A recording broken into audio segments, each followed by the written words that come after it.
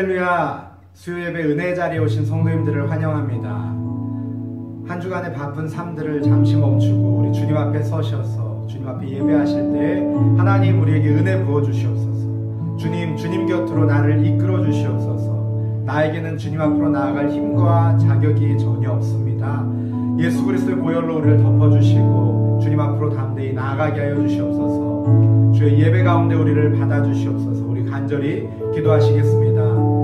하나님 아버지 참으로 감사합니다. 하나님의 귀한 저녁 하나님 시간을 쪼개어 주님 앞에 마음을 드리며 나아갑니다. 아버지 우리 예배 가운데 주님 홀로 영광 받으시기 원합니다.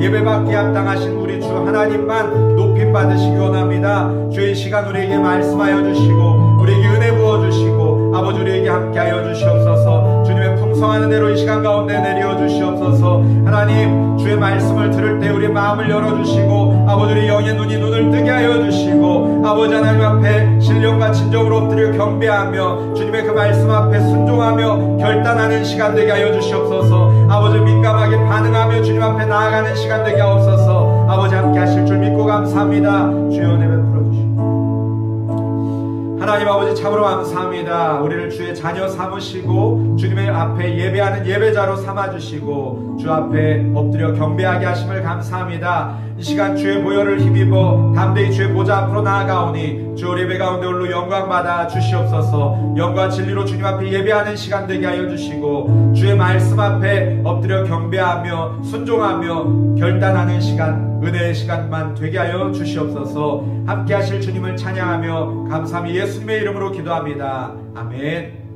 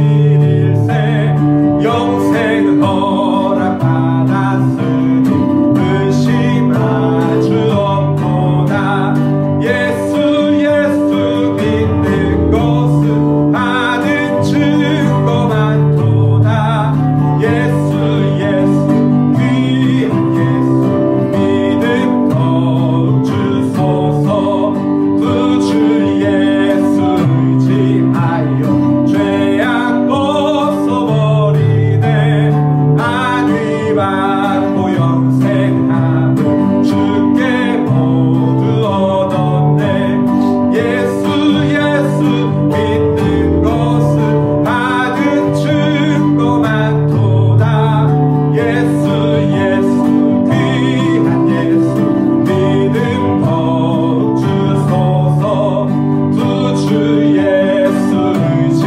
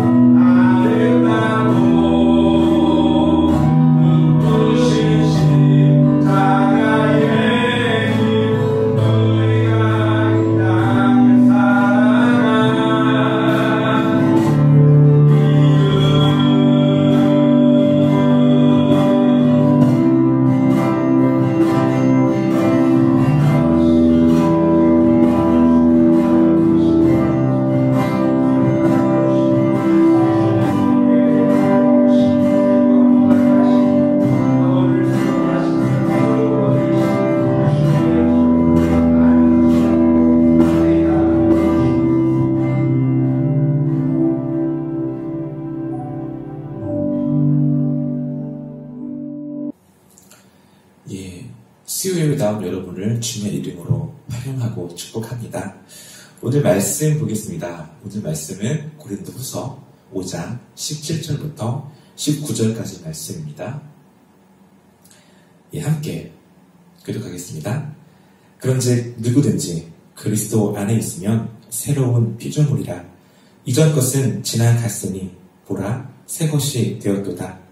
모든 것이 하나님께로서 났으며 그가 그리스도로 말미암아 우리를 자기와 화목하게 하시고 또 우리에게 화목하게 하는 직분을 주셨으니 곧 하나님께서 그리스도 안에 계시사 세상을 자기와 화목하게 하시며 그들의 죄를 그들에게 돌리지 아니하시고 화목하게 하는 말씀을 우리에게 부탁하셨느니라.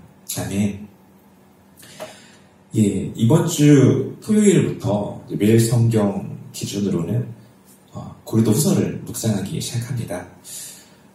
고린도후서 말씀 묵상을 앞두고 고린도후서가 어떤 편지인지 대략적인 내용과 배경을 들으면 좋으리라 생각합니다. 고린도후서가 어떤 말씀인지 말씀을 드리기 전에 이러한 질문을 해보고 싶습니다. 고린도후서에서 가장 기억에 남는 구절이 있으십니까? 어떤 말씀이죠? 이런 말씀들이 유명합니다. 약한 그때의 강함이라. 찬양으로도 많이 부르는 구절이죠. 또 이런 말씀이 있습니다. 그런즉 그리스도 안에 있으면 새로운 피조물이라. 이전 것은 지나갔으니 보라 새 것이 되었도다. 이 말씀도 고린도후서에 있는 말씀입니다. 그리고 그리스도의 향기, 너희는 우리의 편지라. 이런 말씀들도 고린도후서에 있는 말씀이죠. 각각의 말씀이 참 아름답고 의미 있는 말씀인데요. 이러한 말씀들이 어떠한 배경 가운데 기록되었는지 알면 더 풍성하게 말씀을 나눌 줄 생각합니다. 고린도후서에 대한 내용을 다루기에 앞서서 먼저 고린도후서가 고린도 교회가 어디에 있는 교회인지 그리고 바울이 왜 이곳에 편지를 썼는지 한번 알면은 좋겠습니다. 우선은 고린도가 어떤 교회였을까요? 한마디로 이야기하면 갑자기 잘 살게 된 도시입니다. 고린도는 BC 146년에 로마에 의해서 파괴된 도시예요. 그랬다가 BC 44년에 율리우스 시저 황제에 의해서 다시 건설된 도시입니다. 처음에 도시가 재건되고 나서는 누가 왔느냐? 퇴역 군인들 혹은 노예였다가 자유인이 된 이런 사람들, 하층민이었어요. 그러니까 좀 별 볼 일 없는 사람들이 모여서 생긴 도시였습니다. 그런데 이 도시가 무역의 중심지가 됩니다. 지리적으로 좋은 위치에 있거든요. 그래서 지중해 무역의 중심지가 됩니다. 쉽게 말해서 갑자기 뜬 도시예요. 갑자기 잘 살게 된 도시입니다. 사람들이 막 몰려들고 핫한 도시가 된 거죠. 우리식으로 표현하면 갑자기 집값이 오르고 그랬겠죠. 여러분, 집값이 오르면 우리 같은 이민자들은 괴롭지만 원래 집을 가지고 살던 사람들은 행복하겠죠. 아무것도 안 하고 갑자기 도시가 성장하면서 갑자기 부자가 된 사람들이 생겨났습니다. 그러니까 처음에는 별 볼 일 없던 도시인데 도시가 성장하면서 갑자기 돈을 많이 벌게 된 거예요. 그때 나타나는 현상이 무엇일까요?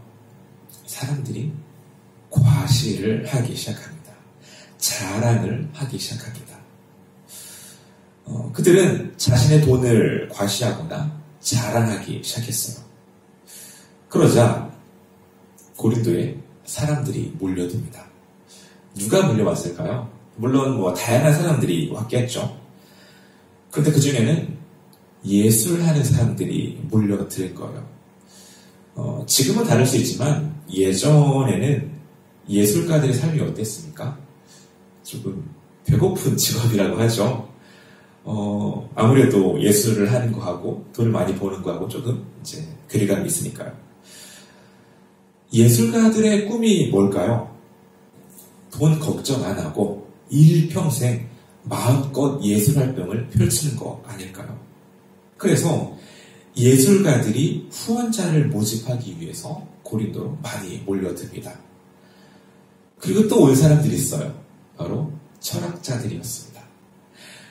고린도에 철학자들이 엄청나게 몰려듭니다. 여러분 옛날 그리스 영화 보면은 철학자들이 광장에서 연설하는 그런 거를 많이 보셨을 것 같아요. 고린도가 이제 그리스의 이제 큰 도시다 보니까 철학자들이 많이 몰려듭니다. 이 철학자들의 꿈이 뭘까요? 마찬가지로 돈 걱정 안 하고 일평생 마음 편하게 철학의 세계를 펼치는 거 아니겠습니까? 자신의 철학을 마음껏 펼치고 또 철학 제자들을 양성하는 것, 이것이 철학자들의 꿈이죠. 하지만 철학은 좀 글쎄요, 이렇게 돈을 많이 벌 수 있는 직업이 아니었나 봐요. 여러분 그 세계 3대 악처라고 아십니까? 그 세계 3대 나쁜 아내가 있는데 그 중에 한 사람이 소크라테스의 아내라고 해요. 하루는 소크라테스가 돈을 안 벌고 그 제자들이랑 같이 철학이 이렇다 저렇다 한참 이야기를 하고 있으니까 이 소크라테스의 아내가 이제 와가지고는 바가지에다가 물을 퍼다가 소크라테스한테 확 부어버리고 나갔다고 합니다. 이 모습을 보고 이제 제자가 묻습니다. 스승님, 결혼을 해야 합니까? 이때 소크라테스가 말했다고 하죠. 결혼해라. 좋은 아내를 만나면 행복할 것이고 나쁜 아내를 만나면 나처럼 철학자가 될 것이다. 재밌는 말이지만 그만큼 철학자들의 삶이 가난했어요. 이러한 철학자들의 꿈은 돈 걱정 없이 마음껏 철학하는 것.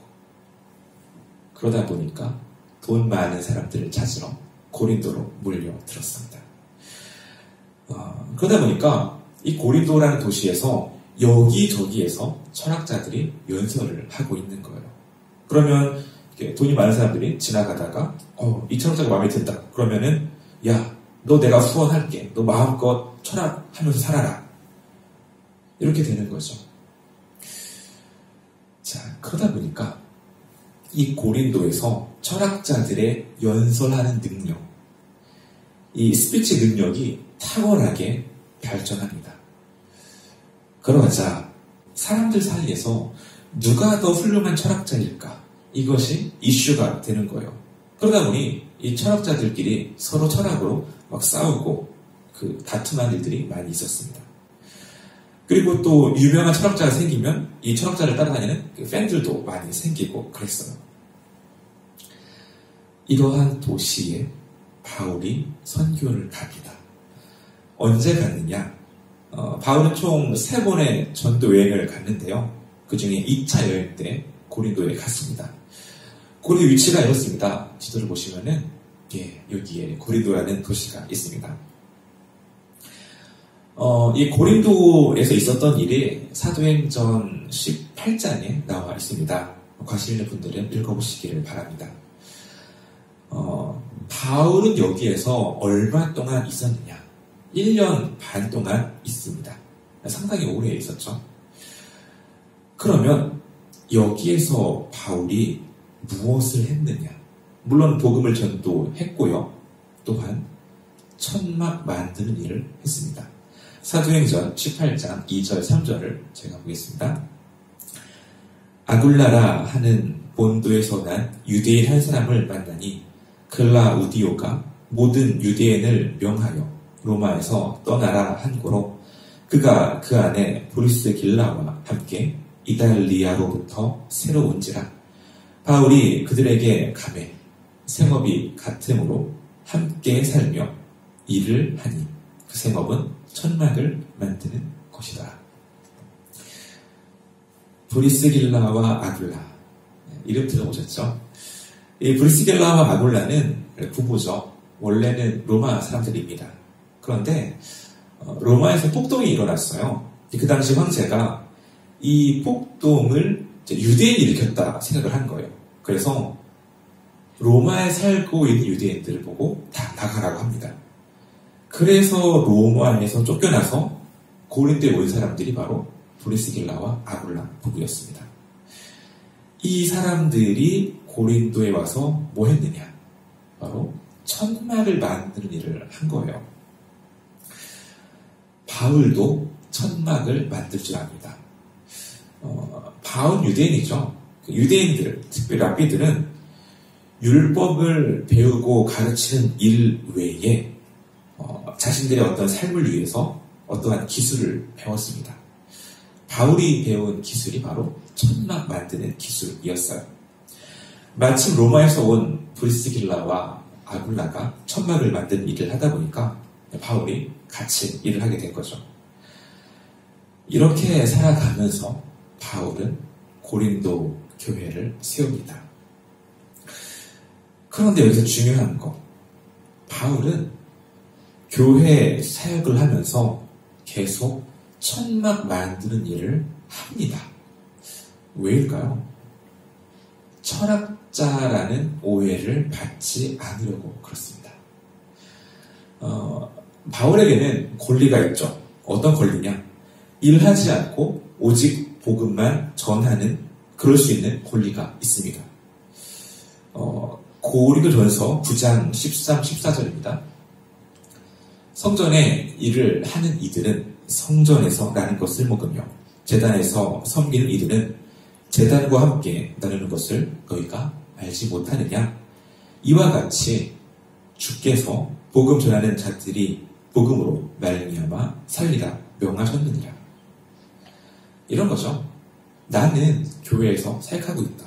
나는 당당하게 교회에서 사례를 받으면서 사역할 수 있다. 일 안 하고 살 수 있다. 그런데 나는 일부러 그것들을 요구하지 않는다. 15절 전반부를 보겠습니다. 그러나 내가 이것을 하나도 쓰지 아니하였고 나는 너희들에게 돈을 요구하지도 않고 내가 일부러 일하면서 이렇게 벌어서 사역을 했다. 이렇게 말합니다. 그 이유가 뭘까요?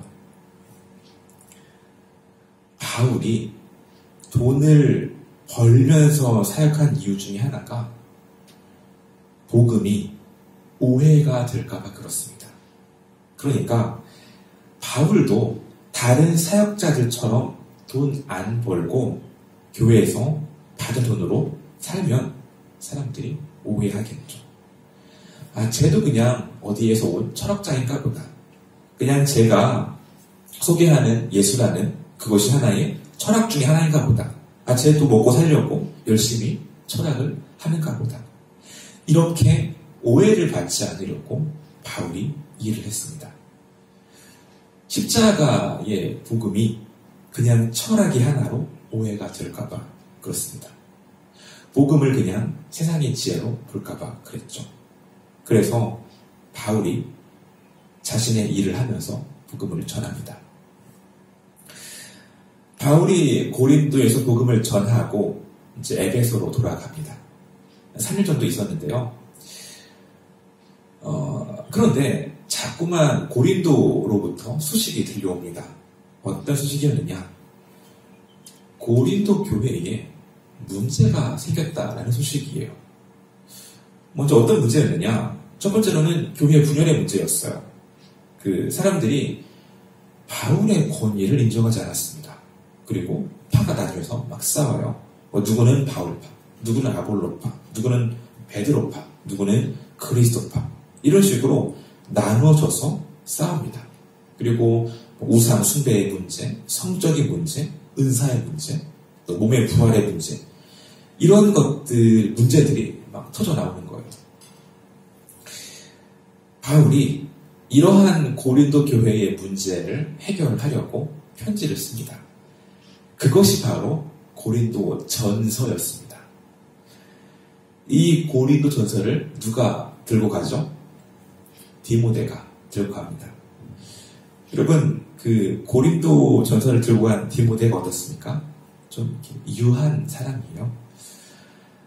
근데 문제는 고린도 교회가 이 편지를 받았음에도 불구하고 문제가 해결이 안 됐습니다. 그러니까 바울의 편지가 안 먹힌 거죠. 그러자 바울이 어떻게 합니까? 바울이 직접 고린도 교회를 방문합니다. 바울이 직접 갔습니다. 문제 해결하려고. 어떻게 됐을까요? 해결이 되었을까요? 고린도후서 2장 1절입니다. 내가 다시는 너희에게 근심 중에 나아가지 아니하기로 스스로 결심하였노니. 바울이 직접 고린도 교회를 방문했습니다. 그런데 결과적으로 고통스러운 방문이 되고 맙니다. 바울이 고린도 교회 문제를 처리하려고 하는데 어떤 사람들이 바울의 권위를 부정합니다. 그리고 그에게 반항합니다. 나머지 회중들도 바울의 편에 서지 않는 것 같아요. 하는 수 없이 바울은 고린도 교회에서 물러납니다.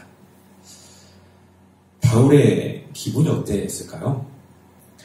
자신이 개척한 교회, 자신이 양육한 성도들로부터 배척을 당합니다. 아주 비참하고 슬퍼했겠죠.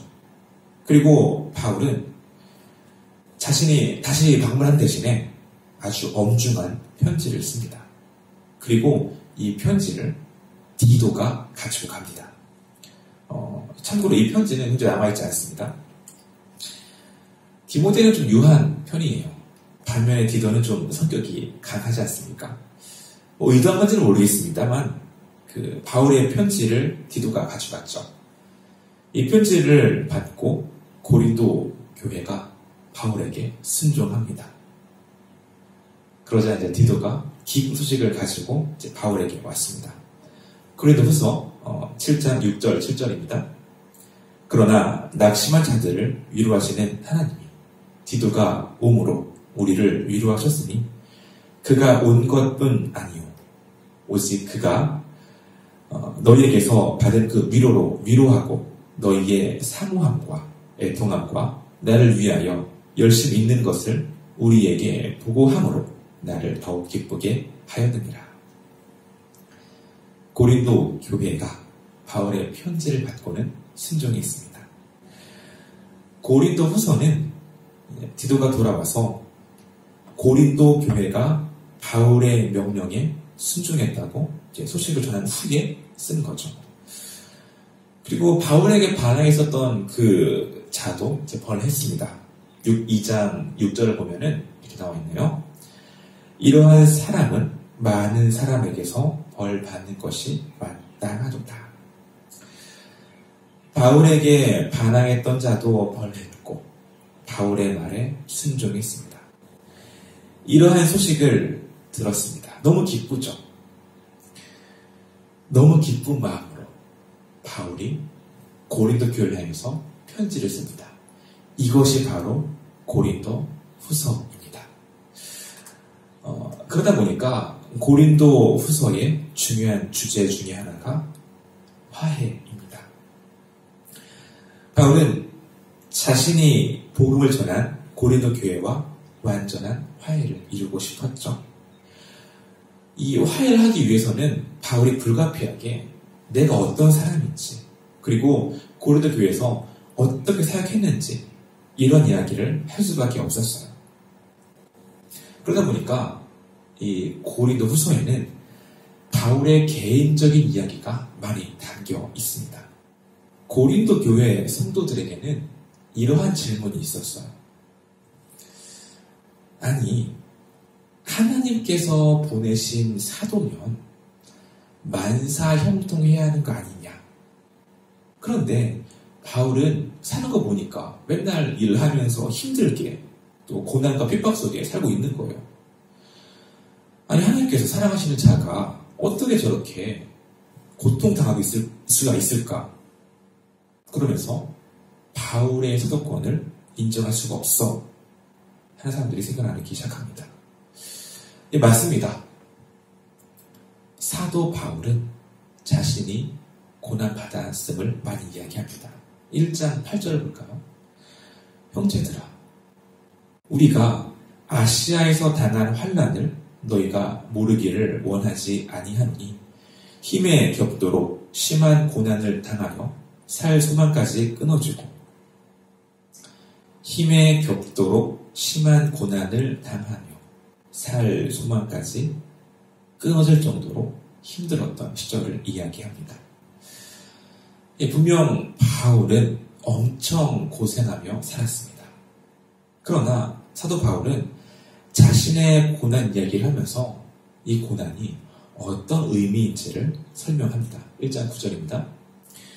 우리는 우리 자신이 사형 선고를 받은 줄 알았으니 이는 우리로 자기를 의지하지 않고 오직 죽은 자를 다시 살리시는 하나님만 의지하게 하심이라.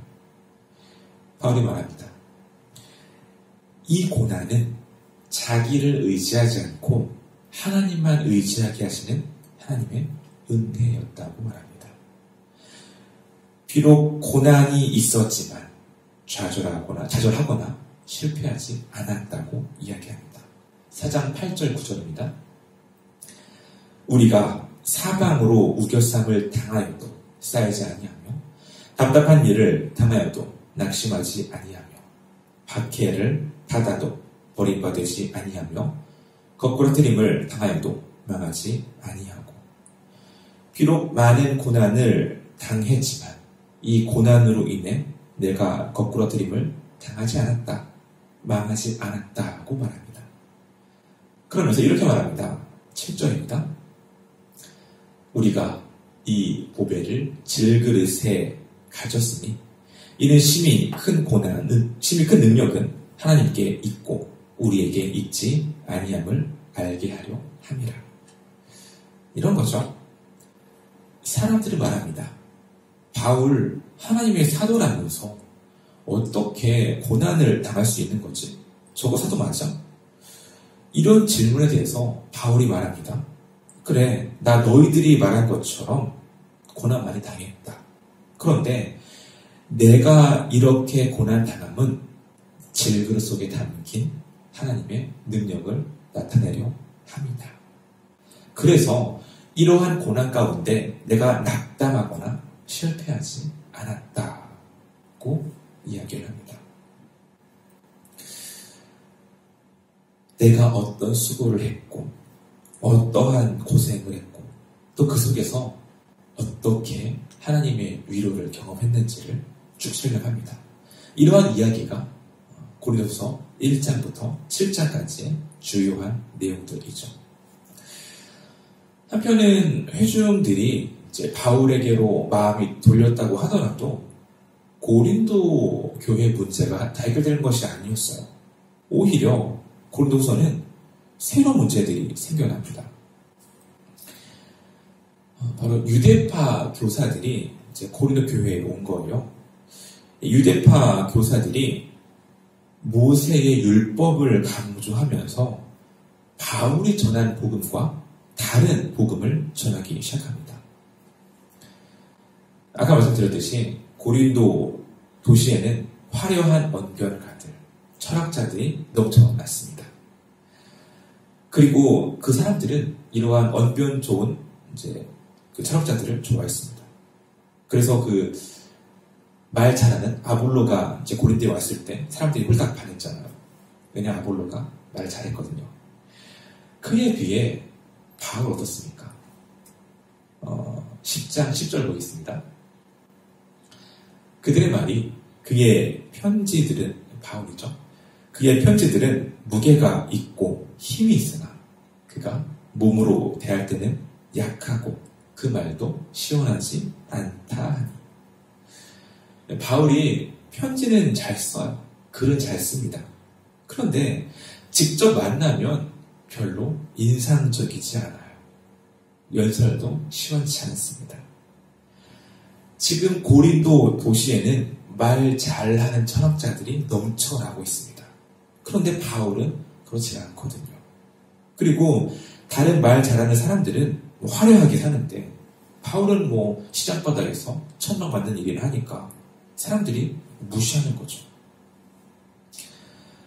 그래서 바울의 삶을 보니까 도저히 하나님의 종으로서의 권위와 능력이 보이지 않는 것 같아요. 한마디로 바울을 볼 때 이 바울이 과연 이 고린도 교회의 영적인 지도자가 맞느냐, 연약하다, 이런 말들이 생각나는 거죠. 고린도 후서 12장 7절입니다. 여러 계시를 받은 것이 지극히 크므로 너무 자만하지 않게 하시려고 내 육체의 가시 곧 사탄의 사자를 주셨으니. 심지어 바울은 육체의 가시까지 있어요. 이게 뭔지 잘 모르겠습니다. 안질이라는 학자들도 있고 다양한 의견이 있는데 분명한 것, 바울이 사역하는데 큰 걸림돌이 되었어요. 이렇게 바울은 육체적으로도 문제가 있는 사람이었습니다. 바울의 반대파가 말합니다. 봐라, 저 사람 말도 못하고 또 몸에도 뭔가 저렇게 문제가 있지 않느냐. 이러한 사람이 무슨 사도냐. 이러한 사람이 무슨 우리 고린도 교회의 지도자냐. 라고 반대하고 흉을 봅니다. 거짓 교사들은 화려한 스펙과 화려한 언변이 있었습니다. 그에 비해 바울은 자랑할 것이 없었죠.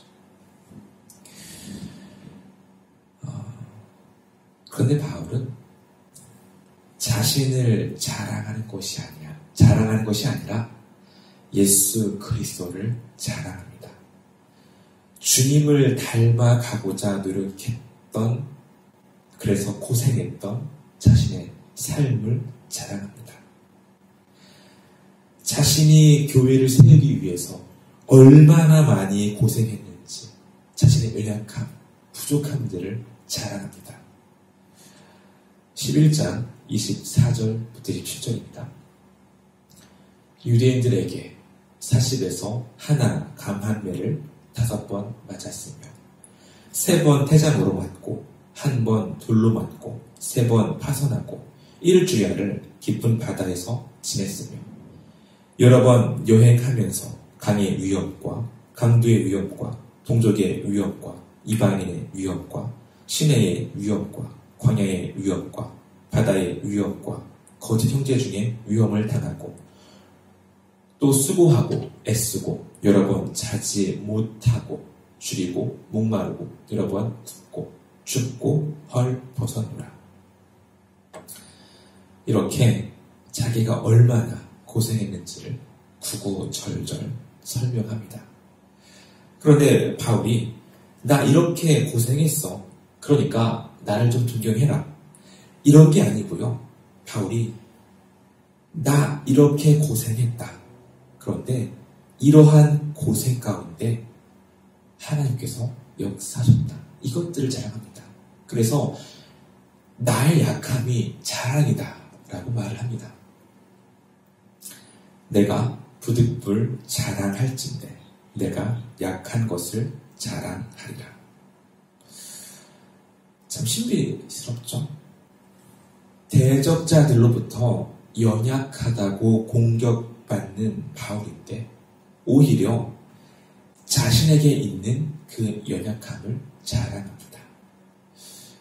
여기에서 연약함이라는 것은 하나님의 능력과 하나님의 영광이 드러나는 통로입니다. 오히려 바울은 자신의 연약함을 통해서 성령께서 나타났다고 말을 합니다.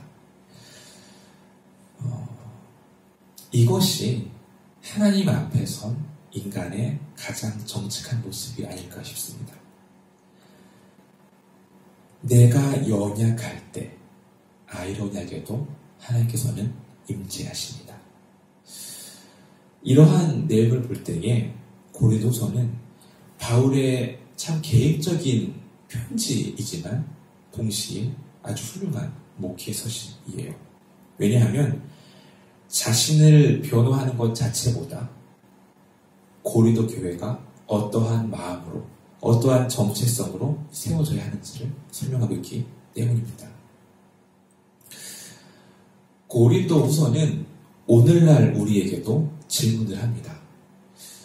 무엇을 자랑하며 살아가는지 질문을 합니다. 스펙 경쟁 시대잖아요. 남들보다 더 나은 스펙을 만들고 자랑해야 살아남습니다. 자신이 얼마나 잘난 사람인지 자랑하지 못하면 안 되는 시대예요.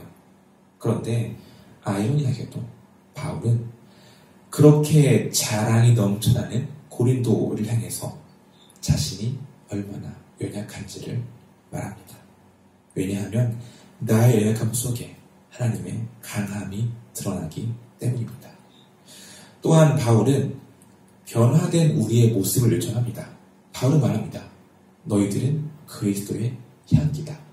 그리고 우리는 하나님의 편지다. 자신을 자랑하며 자신만을 위해 살아가는 시대 가운데 역설적으로 자신의 연약함을 자랑하며 그리스도를 드러내는 우리가 바로 그리스도의 편지요, 그리스도의 향기다라고 말합니다. 우리가 거하는 그곳에서 그리스도의 향기를 뿜으며 또 그분 사랑을 전하는 우리가 되기를 소망합니다. 함께 기도하기 원합니다. 제가 기도하실 때에 우리가 무엇을 자랑하며 살아갔는지를 돌아봅시다. 내 지식, 내 능력, 내 재물을 자랑하며 살지 않았습니까?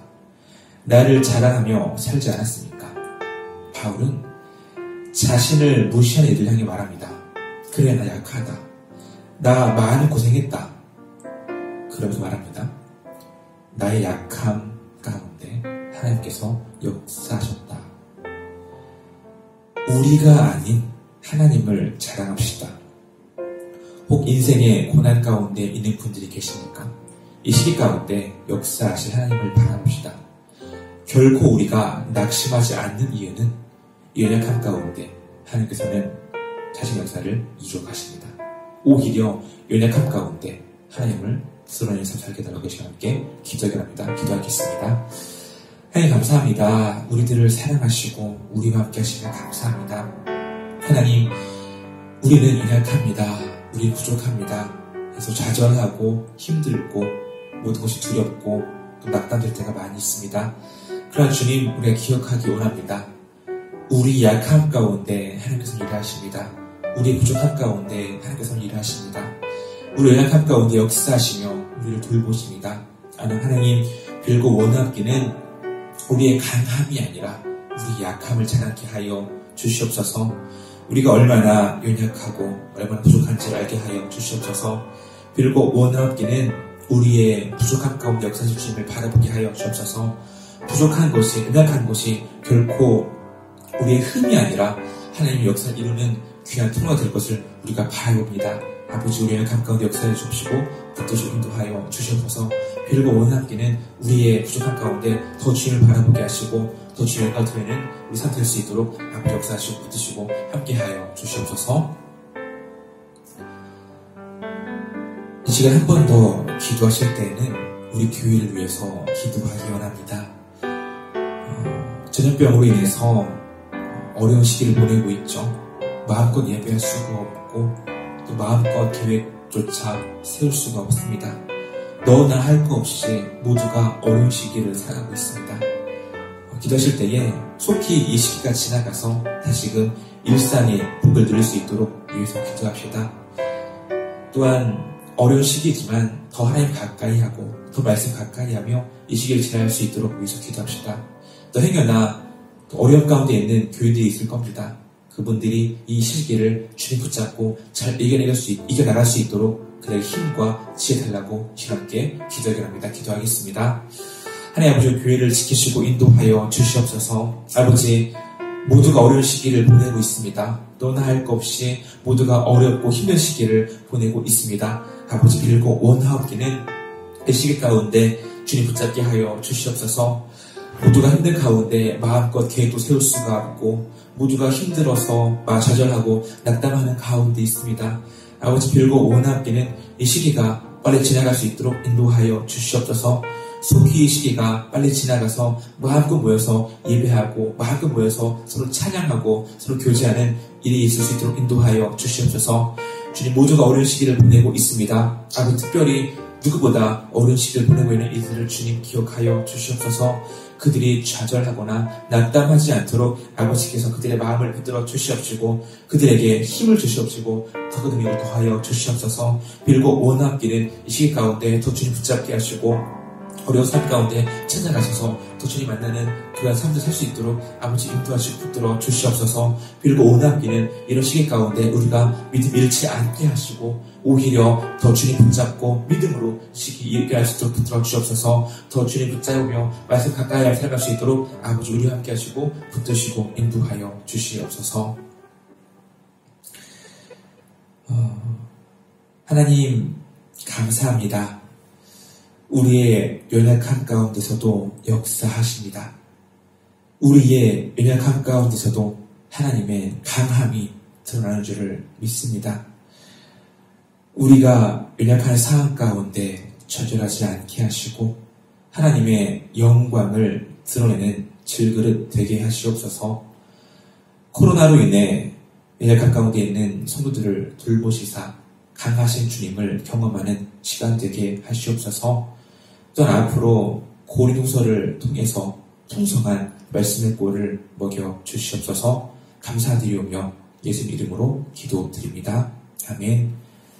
이제는 우리 주 예수 그리스도의 은혜와 하나님의 사랑과 성령의 교통하심이 우리의 연약함 가운데서도 역사하실 주님을 신뢰하며 그리스도의 향기를 전하기로 다짐하는 광명교회 모든 교우들과 그들의 가정과 삶 가운데 함께 있을지어다.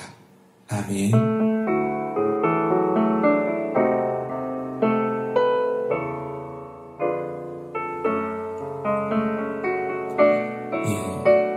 예배를 마쳤습니다. 감사합니다. 평온한 밤 되기를 소망합니다.